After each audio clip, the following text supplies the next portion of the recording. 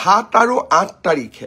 কেন্দ্ৰীয় বিত্তমন্ত্ৰী নিৰ্মলা সীতাৰমণৰ সৈতে গুৱাহাটীৰ নদী পাৰত নিৰ্মাণ কৰা সুন্দৰ ৰিভাৰ ফ্ৰণ্ট উদ্বোধন কৰিম আৰু বিশ্বমানৰ জাহাজ টাৰ্মিনেল আমি নিৰ্মাণ কৰিছো তাৰো শুভ উদ্বোধন কৰিম 9 তাৰিখৰ দিনটো আমাৰ বাবে আৰু আকৰ্ষণীয় কেন্দ্ৰীয় প্ৰতিৰক্ষা মন্ত্ৰী ৰাজনাথ সিং আমাৰ মাজত থাকিব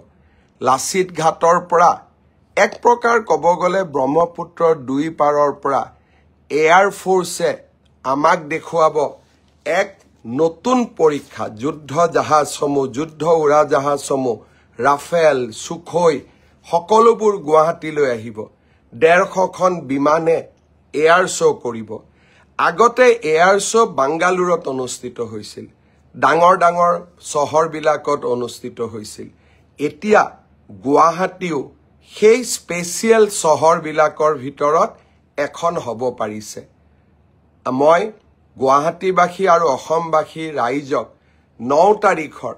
এয়াৰ শ্ব'ৰ কাৰণে আমন্ত্ৰণ জনাইছো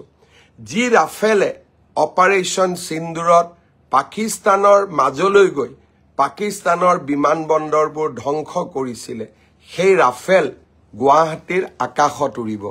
মই সমূহ অসমবাসী ৰাইজক পুনৰ এবাৰ এয়াৰ শ্ব'লৈ আমন্ত্ৰণ জনাইছো